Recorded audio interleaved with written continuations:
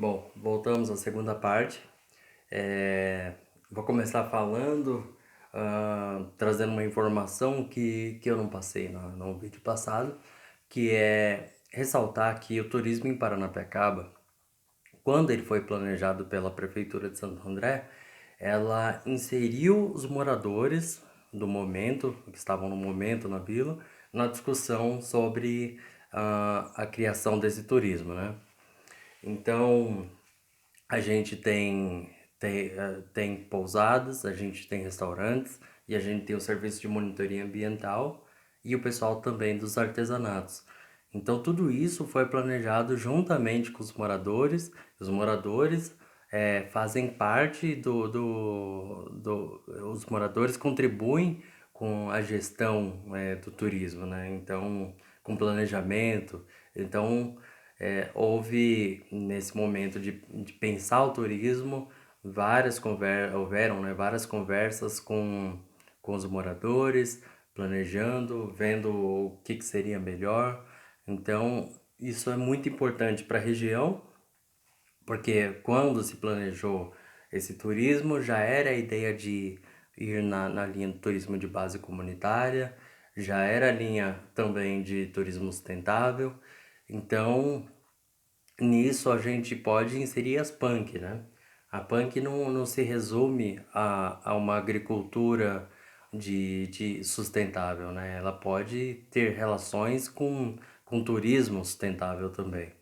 Aliás, o turismo, na minha opinião, o turismo sustentável se faz com a agricultura, com uma alimentação sustentável, né? Eu critico muito que às vezes falam de turismo sustentável, mas não se pensa a forma de chegar no local, a forma de ir e vir. Então, o turismo não vai ser sustentável se a gente não tem um transporte de qualidade, o estímulo ao transporte público. Não vai ser sustentável se não há a geração de renda para o morador como monitor ambiental, e sim as pessoas entram ilegalmente na unidade de conservação, cria fragmentação de ecossistema, causa impactos nas trilhas. Então tem várias relações que devem ser consolidadas para que o turismo caminhe no sentido da sustentabilidade. Paranapiacaba caminhou muito nesse sentido, mas a gente tem sempre que melhorar, né? Bom, uma coisa muito importante também é a gente pensar nas punks como o lado afetivo, né? Então a gente fala muito às vezes de comer, mas a gente quando é interessante a gente não só comer para encher a barriga, né?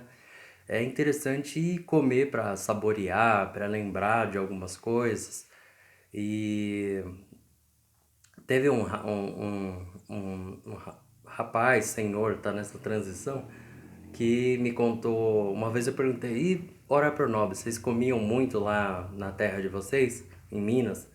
Aí ele falou, não. Aliás, perguntei se ele gosta. Ele falou, não gosto não. Eu falei, ué, mas como assim? Aí ele falou, a gente comia aquilo de manhã, de tarde, de noite, pra não passar fome. Então parei de gostar daquilo. Interessante é que, é claro, a pessoa que come alguma coisa com uma certa frequência para sobreviver, né? Ela vai pegar um certo repúdio, né, do sabor, porque vai lembrar do tempo difícil.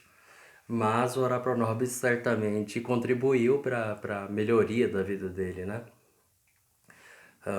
E aí, por outro, esse é o lado meio triste de uma história, né? Mas tem um lado interessante. Como eu trabalho como monitor ambiental, eu costumo falar das punk também, né? Então a gente encontra plantas ao longo do caminho e aí a gente prova ali uma planta que a gente chama de fruto de macaco, banana de macaco, ah, ou pimenta de macaco, que é uma planta chamada piper. Então é um parente do jaborandi.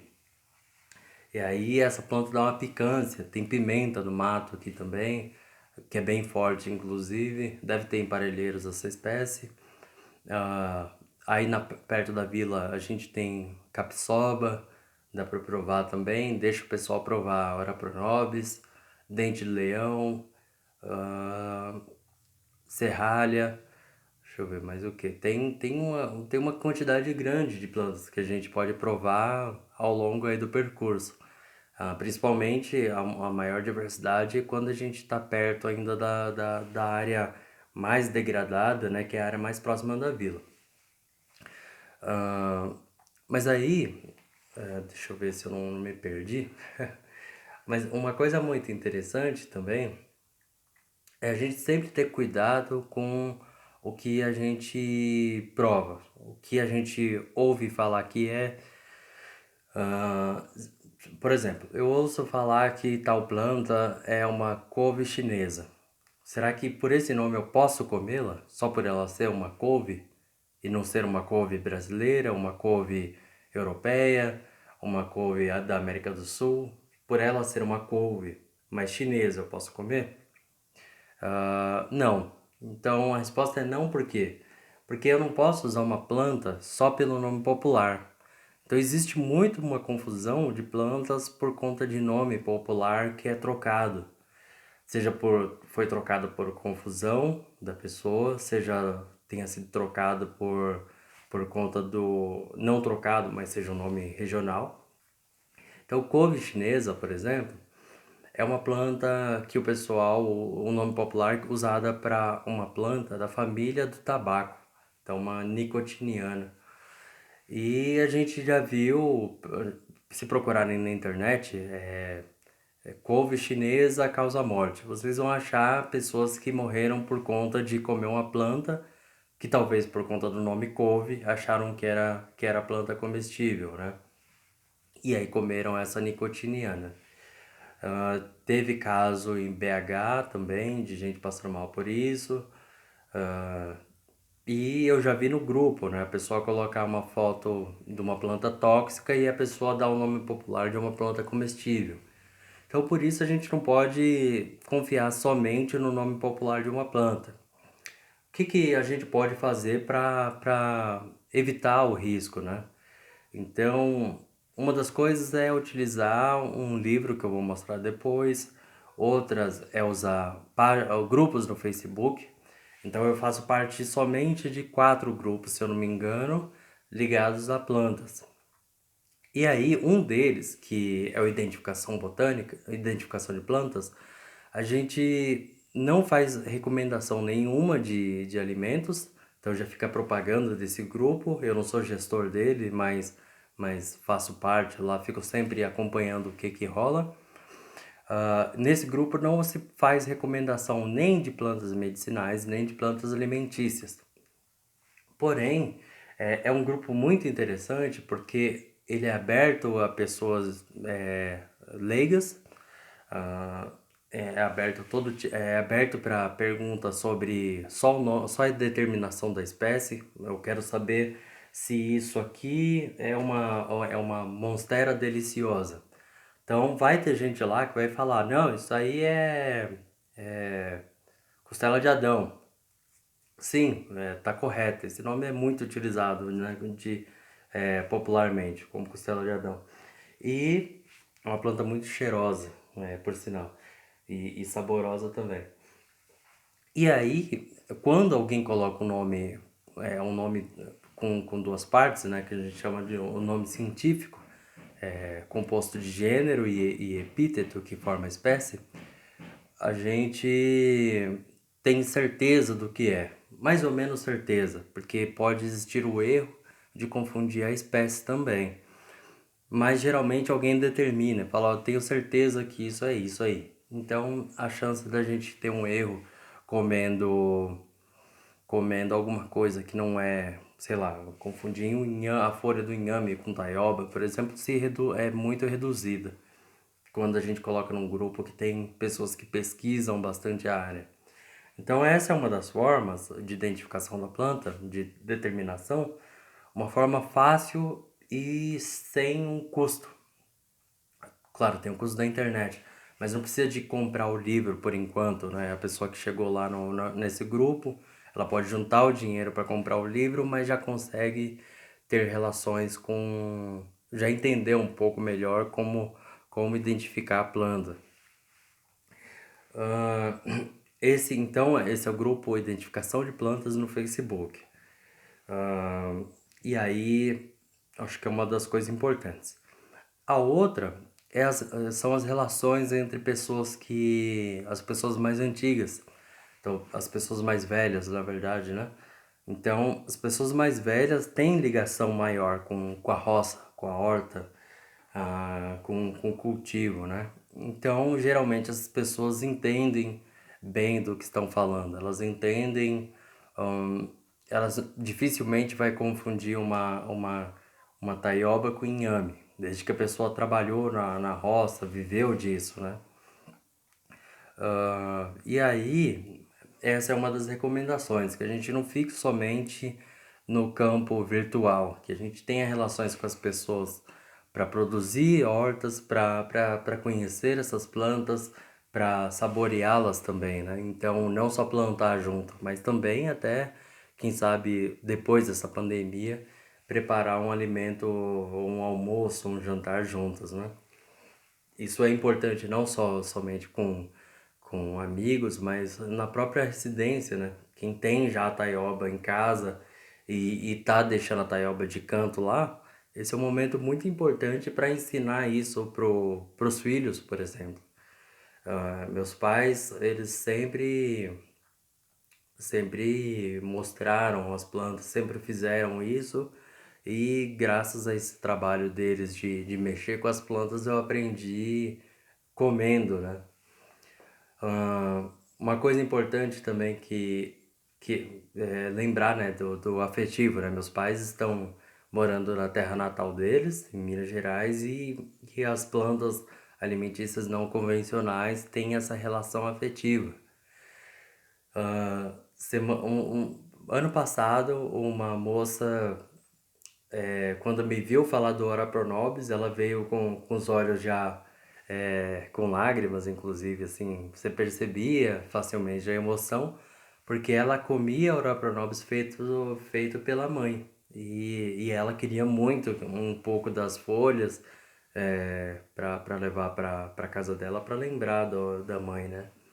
E aí eu peguei folha, peguei um galinho e falei, planta lá para você ter sempre, né? Então olha a importância da planta não só como alimento, mas sim como relações, como parte do nosso afeto, como parte da lembrança, né? E aí, então tá aí outra importância dessas plantas. Ah, é interessante a gente usar agora que vocês usem o quintal de vocês para plantar também que é comestível e o que é comestível não necessariamente é antagônico à ornamental. Então eu uso no meu quintal taioba e inhame também como ornamental. Eu acho, pelo menos eu acho muito bonito, né? O inhame, as folhas grandes do inhame rosa, por exemplo. Ah, a floração do Ora Pronobis é muito bonita, a floração da pitaia, ah, deixa eu ver, a folha da costela de Adão, a folha da taioba. Então tem muita coisa que é punk que também serve como ornamental. Por exemplo, isso aqui. Isso aqui é uma planta que a gente come essa parte, é chama caramuela ou caravoador. Então a gente come essa parte, mas a folhagem dela, eu acho muito, particularmente, eu acho muito bonita para tê-la num vaso, como em alguma treliça aí, sendo ornamental. Falando, né, sobre confusão, né? Então isso aqui, ó, é um cingônio. É uma planta ornamental, uma folha sagitada, né, com esses lobos aqui bem marcados. Isso aqui é o pecíolo, ela fica bem dividida aqui. E aí, essa planta ela se parece muito com a taioba. Claro que se ela tiver com as manchas brancas, que tem aqui, ó, dá pra ver talvez aqui, ela dificilmente vai ser confundida, né? Mas a forma é muito semelhante. A taioba, por exemplo, eu tenho esse vasinho aqui que eu uso para replantar depois. Tenho vários vasinhos dessa forma. Isso aqui é uma taioba. Então olha a semelhança, né? Mas só de tocar a gente já percebe a diferença. Ela tem uma nervura coletora aqui em volta, tem características que marcam as diferenças entre elas.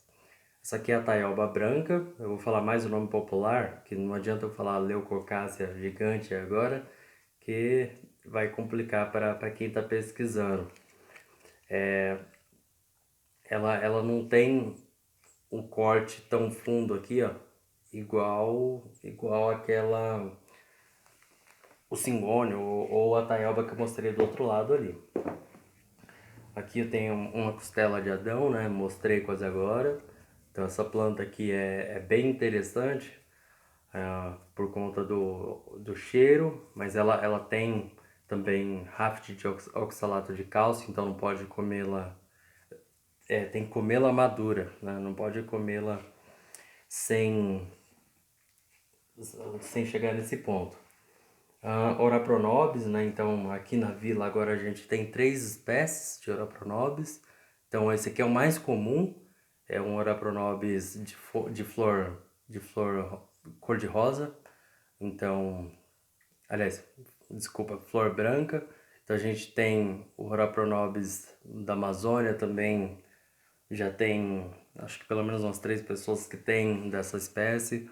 Tem o Ora pronobis que é de flor rosa, então ele tem uma forma de arvoreta, também muito bonito para ornamental, principalmente para quem tem espaço.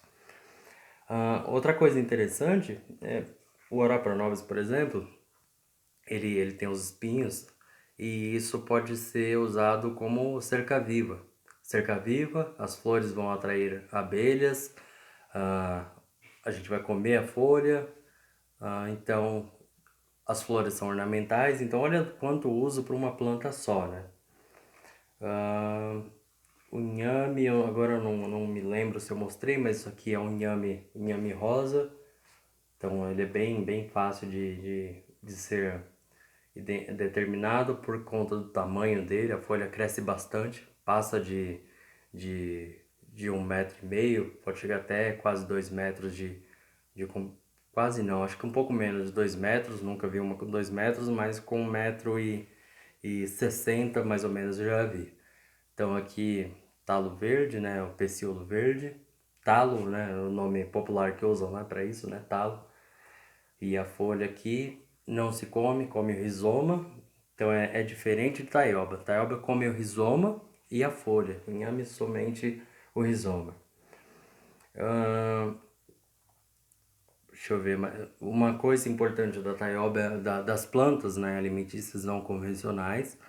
A gente tem, segundo o Valdeli Knupp, mais de 3.000 aí no país que tem alguma parte comestível, e isso se relaciona muito com parelheiros, né? Porque parelheiros tanto tem uma população.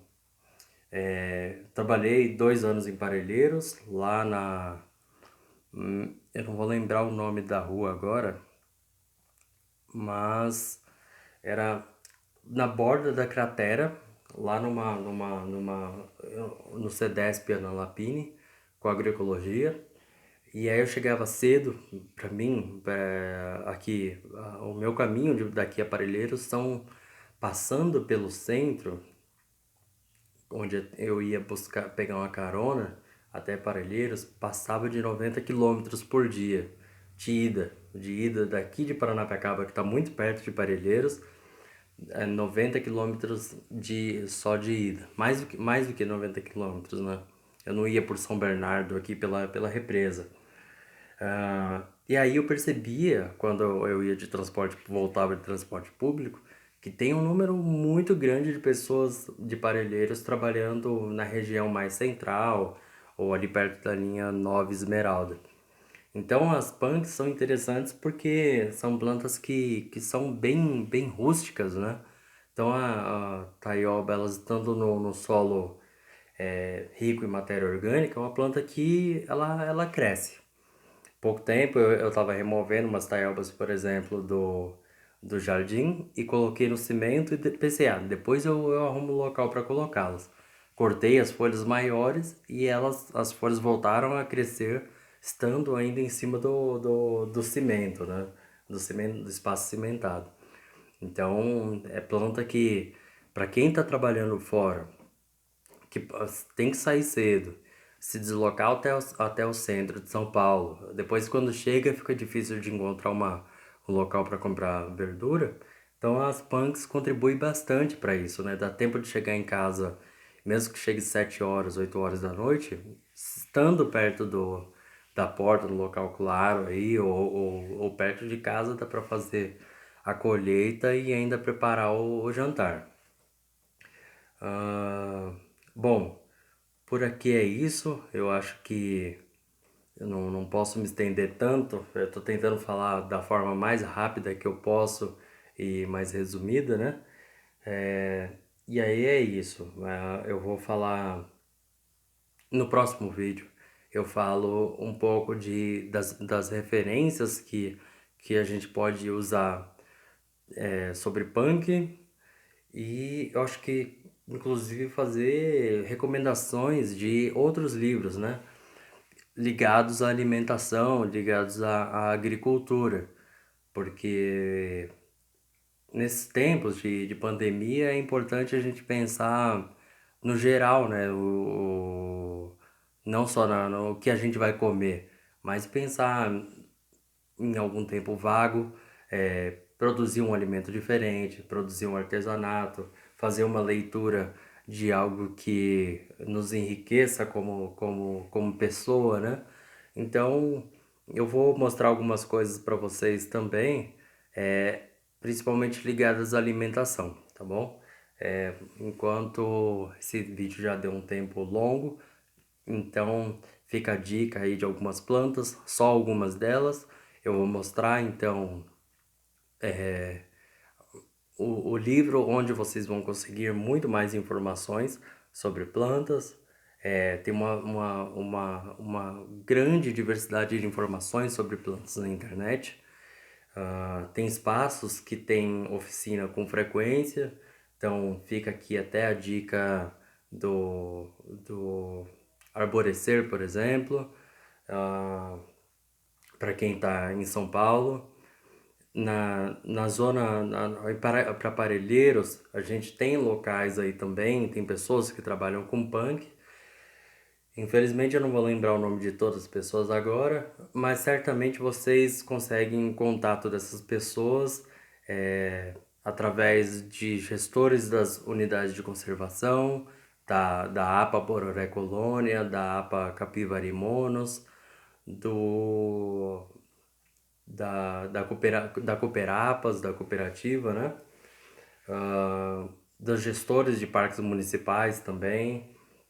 Sempre o pessoal de Parelheiros, quando eu trabalhei, eu percebi que há uma grande relação.